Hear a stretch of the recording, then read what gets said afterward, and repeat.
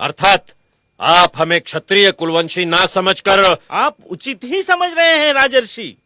जब तक सर्वशक्तिमान पुरोहित वर्ग आपको क्षत्रिय होने की मान्यता नहीं देता तब तक। नारायण भट्ट, धर्मानुसार ब्राह्मण श्रेष्ठ है महाराज, और मैं अपने ब्राह्मण धर्म का यथावत पालन कर रहा हूँ। जब तक आपको क्षत्रिय होने की मान्यता नहीं मिल जाती तब तक आप मेरे लिए शूद्र समान ही हैं। मैं क्या हूँ और क्या नहीं ये तुम मुझे बताओगे? मैं ठुकराता हूँ तुम्हारे नीति नियमों को, तुम्हारे चातुर्वर्ण के षड्यंत्र को। तुम वही पुरानी घिनौनी श्रृंखला की कड़ी हो जिन्होंने हमारे श्रद्धेय पूर्वज श्री छत्रपति शिवाजी महाराज के राज्याभिषेक के समय उन्हें शूद्र कहकर अपनी मूर्खता का परिचय दिया। लेकिन मैं तुम्हारे इन पाखंडों को चलने नहीं दूंगा। निकल जाओ यहाँ से।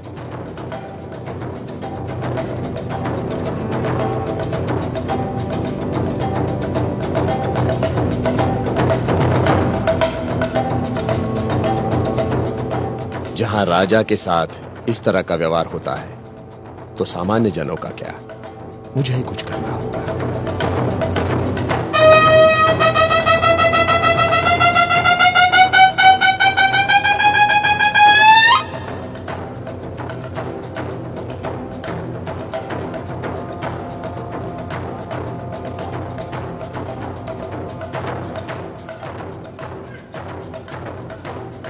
वर्णवाद ने हमें ही अपमानित किया है।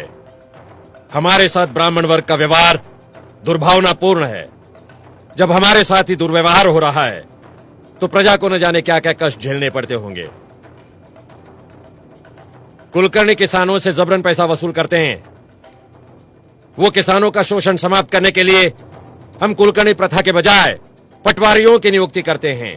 हम ऐलान करते हैं कि राजकोष से कोई भी इनाम या उपहार ब्राह्मण वर्ग को नहीं दिया जाएगा।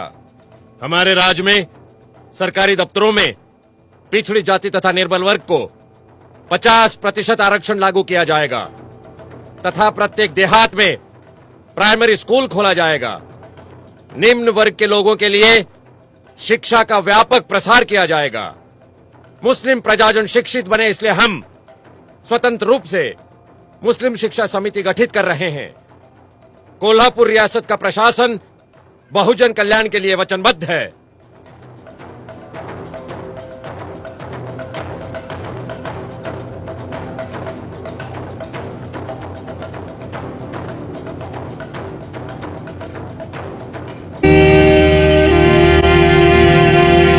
स्वशासन ये एक महार का उतना ही जन्मसिद्ध अधिकार है जितना कि एक ब्राह्मण का, और जब तक इस विचार भाव का स्वीकार नहीं होता हिंदुस्तान को स्वशासन मिलने की संभावना नहीं।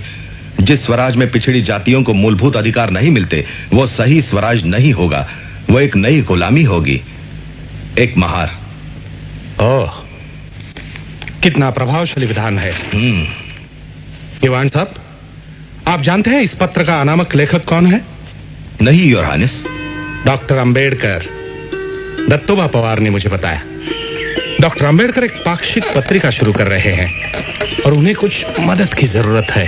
हाँ योर हाइनेस, मैं मानता हूँ कि आप वर्ण व्यवस्था की अनिष्ट प्रथा को मिटाने और नीची जाति वालों को ब्राह्मणों और पुजारियों के अन्याय से मुक्त कराने की जो कोशिश कर रहे हैं वो है तो बहुत साहसपूर्ण। फिर भी हमें जल्दबाजी नहीं करनी चाहिए। नहीं दीवान साहब, हमें हर तरह से डॉक्टर अंबेडकर का उत्साह बढ़ाना चाहिए, हर तरह से। हम मदद करेंगे उनके पाक्षिक मूक नायक की। मूक नायक, वंचित जगत का नायक। किती किती सांगू तुला, किती किती सांगू तुला ग, किती किती सांगू तुला ग, किती किती शिलतरकर लिखो। हिंदुस्तान भेदभाव का घर है। हिंदू समाज कई मंजिली इमारत जैसा है जिसमें ना तो दरवाजे हैं और ना ही सीढ़ियां। जो जिस मंजिल पर पैदा हुआ है उसे उसी मंजिल पर मरना है।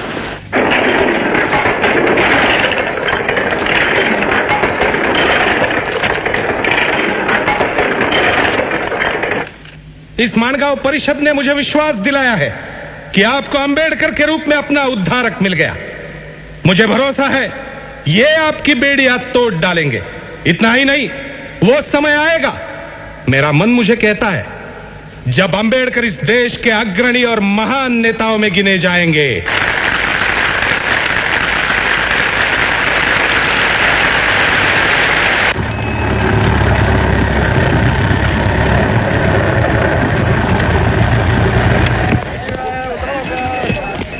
अंबेडकर, ओ अंबेडकर, रमा, कौन हो सकता है?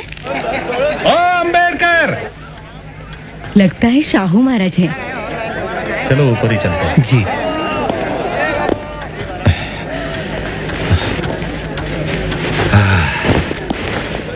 नमस्ते महाराज, बैठिए। अंबेडकर,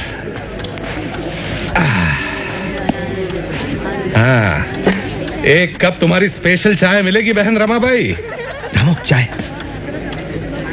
ये बात बिल्कुल सच है कि हर महान आदमी के पीछे एक स्त्री होती है, रमा बहन जैसी। तुम भाग्यशाली हो अंबेडकर। हाँ, हाँ,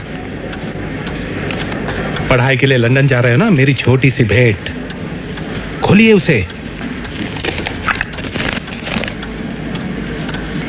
धन्यवाद। बहुत अच्छे। तो चले, मूकना कॉफी जो जाना है।